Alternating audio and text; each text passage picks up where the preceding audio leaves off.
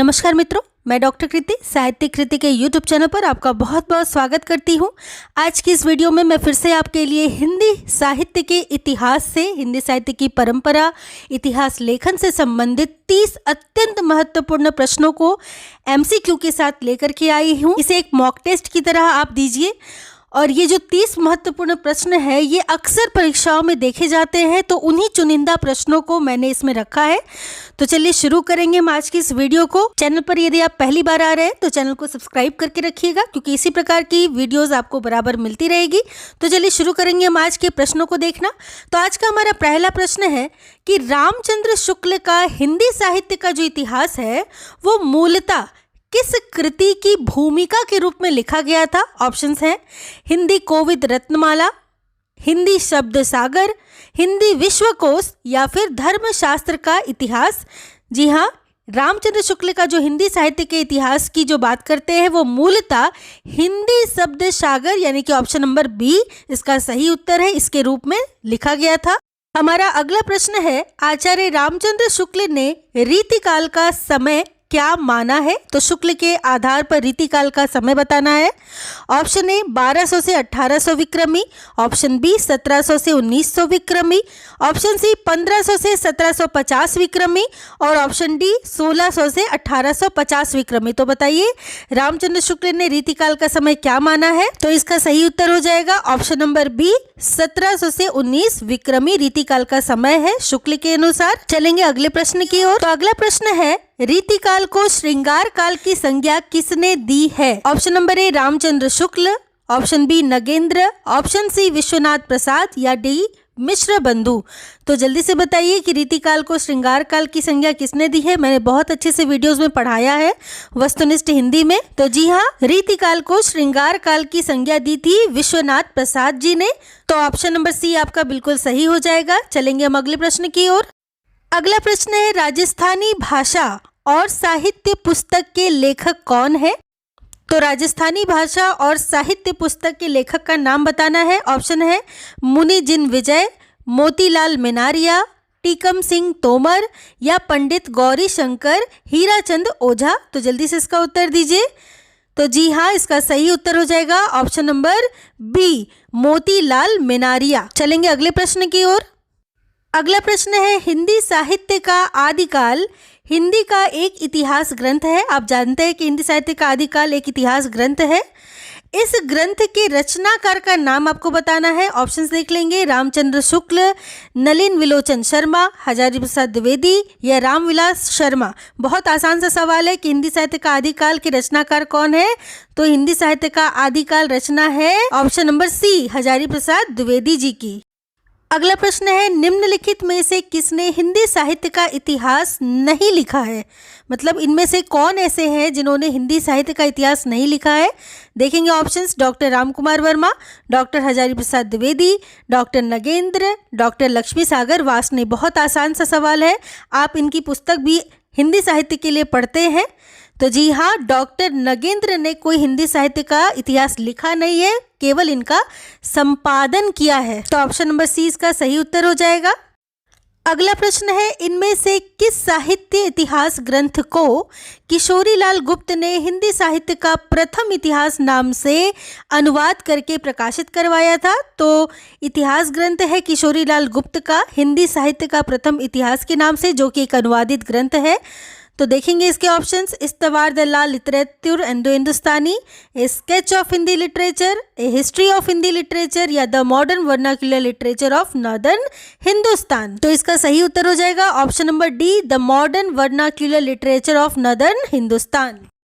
तो चलेंगे अगले प्रश्न की ओर, जिसमें पूछ रहे हैं कि इतिहास लेखक जिसने अपने इतिहास ग्रंथ में लगभग 5000 कवियों का विवरण दिया है। ये बहुत आसान प्रश्न है कि 5000 कवियों का विवरण किसमें दिया है और किसने दिया था।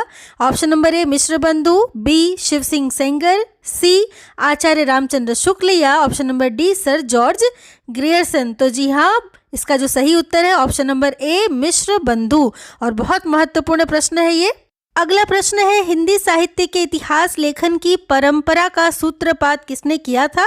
तो ये तो आप सभी को पता है कि हिंदी साहित्य के इतिहास लेखन की परंपरा का सूत्रपात, जी हाँ, option number B, Garcin de Tassy ने किया था। चलेंगे अगले प्रश्न की ओर।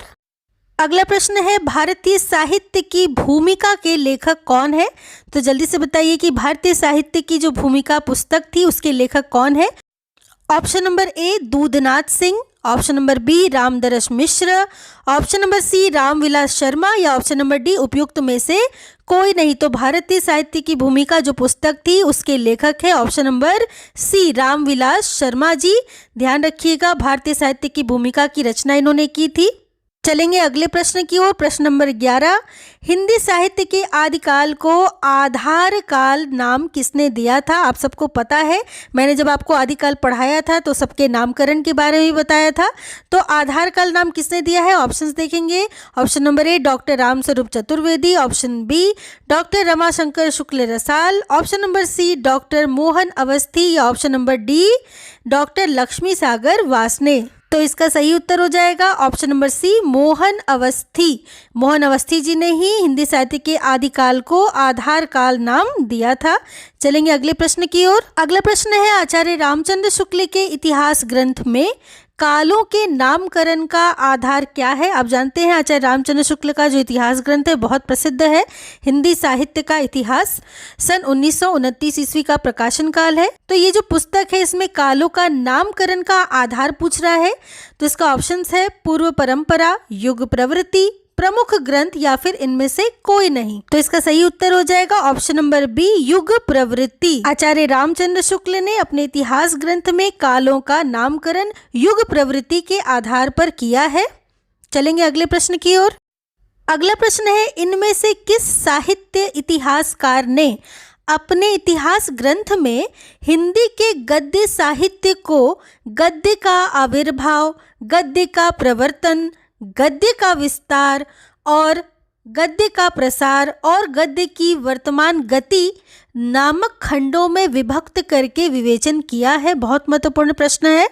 ऑप्शंस देखेंगे। Option number A, Bachchan Singh, option number B, Shiv Singh Sengar, option number C, Ramchandra Shukla, या option number D, Ramashankar Shukla Rasal. तो इसका सही उत्तर हो जाएगा option number C, Ramchandra Shukla. अगला प्रश्न है, इतिहास लेखन की सबसे विकसित पद्धति कौन सी है? ऑप्शन देख लेंगे। ऑप्शन ए, विधेयवादी पद्धति, ऑप्शन बी, वर्णानुक्रम पद्धति, ऑप्शन सी, कालानुक्रमी पद्धति, या ऑप्शन नंबर डी, समाजशास्त्री पद्धति। तो इतिहास लेखन की जो सबसे विकसित पद्धति है वो होती है ऑप्शन नंबर ए, विधेयवादी पद्धति। और आचार्य रामचंद्र शुक्ल की पुस्तक हिंदी साहित्य का इतिहास भी इसी विधेयवादी पद्धति पर आधारित है। चलेंगे अगले प्रश्न की ओर। अगला प्रश्न है, हिंदी साहित्य के उत्तर मध्यकाल को कला काल नाम देने वाले विद्वान कौन है? ऑप्शन है मिश्रबंधु, बी, रमाशंकर शुक्ल रसाल, सी, विश्वनाथ मिश्र, या डी, रामचंद्र शुक्ल। तो हिंदी साहित्य के उत्तर मध्यकाल को कला काल नाम दिया है option number B, Ramashankar Shukla रसाल जी ने। चलेंगे अगले प्रश्न की ओर। अगला प्रश्न है, इनमें से किस विद्वान ने आदिकाल को सिद्ध सामंत काल कहा है? तो आदिकाल को सिद्ध सामंत काल कहने वाले बहुत महत्वपूर्ण आचार्य हैं। देखेंगे कौन कौन ऑप्शन में, रामकुमार वर्मा, महावीर प्रसाद द्विवेदी, राहुल सांकृत्यायन, या मिश्रबंधु। तो मुझे उम्मीद है कि आपको पता होगा कि आदिकाल को सिद्ध सामंत काल किसने कहा है। तो जी हाँ, option number C, Rahul Sankrityayan ने आदिकाल को सिद्ध सामंत काल कहा है। चलेंगे अगले प्रश्न की ओर। अगला प्रश्न है, सुमेलित करते हुए दिए गए कूट में से सही उत्तर का चयन कीजिए। तो सही उत्तर का मिलान करना है। गोरखनाथ और उनका युग, नाथ संप्रदाय, हिंदी काव्य में निर्गुण संप्रदाय और सिद्ध साहित्य, ये 4 रचनाएं हैं। और इनके लेखकों के बारे में जो नाम दिए हैं वो है पीताम्बर दत्त बड़थवाल, रंगे राघव, धर्मवीर भारती तथा हजारी प्रसाद द्विवेदी। तो इसका सही मिलान क्या है देख लेंगे। तो इसके जो सही उत्तर है वो है गोरखनाथ और उनका युग, ऑप्शन नंबर 3 अर्थात ए का 3, बी का 1 नाथ संप्रदाय का पीताम्बर दत्त बड़थवाल, सी का 4 हिंदी काव्य में निर्गुण संप्रदाय, इसका हजारी प्रसाद द्विवेदी, तथा सिद्ध साहित्य का ऑप्शन नंबर 2 रांगे राघव। चलेंगे अगले प्रश्न की ओर। तो हमारा अगला प्रश्न है the modern vernacular literature of Hindustan के लेखक कौन है? तो ये आपको सभी को पता ही है। ऑप्शन देखेंगे जॉर्ज ग्रियर्सन, गारसादातासी, शिव सिंह सेंगर या सुखदेव बिहारी मिश्र। तो the modern vernacular literature of Hindustan के लेखक कौन है? Option number A George Grierson. देख लेंगे अगले प्रश्न को। वीडियो पसंद आ रही हो तो एक लाइक ज़रूर करें और सब्सक्राइब नहीं किया है तो चैनल को ज़रूर से सब्सक्राइब कर ले ताकि इसी तरह की वीडियोस आपको मिलती रहे। हमारा अगला प्रश्न है मिश्र बंधु विनोद के लेखक कौन है? ऑप्शंस देखेंगे। Option number A Shyam Bihari Mishra, option B Sukhdev Bihari Mishra, option C Ganesh Bihari Mishra या ऑप्शन डी उपर्युक्त सभी। तो आपको पता ही है कि मिश्र बंधु में ये तीनों शामिल थे, अर्थात श्याम बिहारी मिश्र, सुखदेव बिहारी मिश्र और गणेश बिहारी मिश्र, और इन तीनों ने मिलकर मिश्र बंधु विनोद को लिखा था। तो ऑप्शन नंबर डी इसका सही हो जाएगा, उपर्युक्त सभी। चलेंगे अगले प्रश्न पर। तो हमारा अगला प्रश्न है कि हिंदी साहित्य का आलोचनात्मक इतिहास के लेखक कौन है? तो आलोचनात्मक इतिहास आपको पता ही है, फिर भी ऑप्शंस देखेंगे हम। आचार्य रामचंद्र शुक्ल, आचार्य हजारी प्रसाद द्विवेदी, डॉक्टर रामकुमार वर्मा या डॉक्टर भगीरथ मिश्र। तो हिंदी साहित्य का जो आलोचनात्मक इतिहास था उसके लेखक हैं option number C doctor Ramkumar Verma. चलेंगे हम अपने अगले प्रश्न की ओर। तो आज का हमारा अगला प्रश्न नंबर 21 है।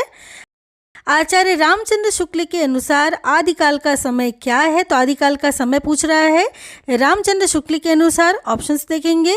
संवत 1050 से 1375 विक्रमी, संवत 1700 से 1900 विक्रमी, संवत 1050 से 1375 विक्रमी या 1600 से 1885 विक्रमी। तो आचार्य रामचंद्र शुक्ल के अनुसार आदिकाल की जो समय सीमा मानी जाती है वह है ऑप्शन नंबर सी 1050 से 1375 ईस्वी।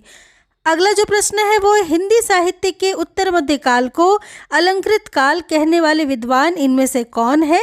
ऑप्शंस देखेंगे जिन्होंने अलंकृत काल कहा है उत्तर मध्य काल को। ऑप्शन नंबर ए मिश्र Bandhu, option B Ramchandra Shukla, option C Vishwanath Prasad Mishra या ऑप्शन डी नगेंद्र। तो हिंदी साहित्य में उत्तर मध्यकाल को अलंकृत काल कहने वाले जो आचार्य हैं वो है मिश्र बंधु। मिश्र बंधु ने अलंकृत काल कहा है, तो ऑप्शन नंबर ए। अगला जो प्रश्न है निम्नलिखित में से क्या हिंदी साहित्य इतिहास लेखन का आधार स्रोत नहीं हो सकता, मतलब स्रोत हो ही नहीं सकता? ऑप्शंस देखेंगे। विभिन्न युगों की आंतरिक और बाह्य परिस्थितियों पर प्रकाश डालने वाली सामग्री, ऑप्शन बी रचनाओं का मौखिक उल्लेख, ऑप्शन सी शिलालेख या ऑप्शन डी साहित्यकारों की प्रकाशित या अप्रकाशित रचनाएं। तो हमारा ऑप्शन नंबर जो बी है वो सही हो जाएगा, रचनाओं का मौखिक उल्लेख। अगला प्रश्न है ऐतिहासिक कालक्रम के अनुसार निम्नलिखित में से कौन सा नामकरण गलत माना गया है? किस हिसाब से? ऐतिहासिक कालक्रम के हिसाब से।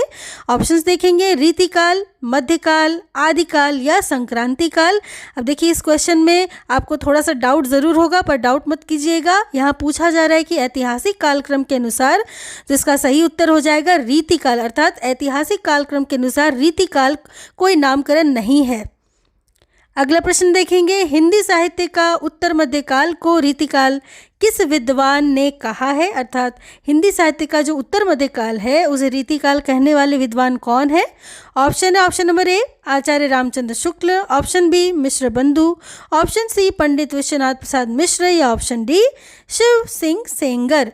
तो उत्तर मध्यकाल को रीतिकाल कहा है option number A Acharya Ramchandra Shukla, जिसे हम रीतिकाल के नाम से जानते हैं।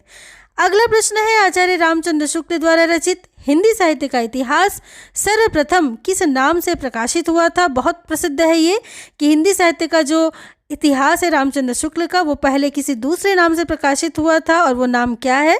ऑप्शंस देखेंगे। हिंदी साहित्य की भूमिका, हिंदी साहित्य का विकास, हिंदी साहित्य का इतिहास या हिंदी साहित्य की आलोचना। तो जी हाँ, ऑप्शन नंबर 20 का सही हो जाएगा, हिंदी साहित्य के विकास के नाम से ये प्रकाशित हुआ था। अगला जो हमारा प्रश्न है वो है निम्नलिखित में से कौन सी पुस्तक आचार्य हजारी प्रसाद द्विवेदी जी की नहीं है?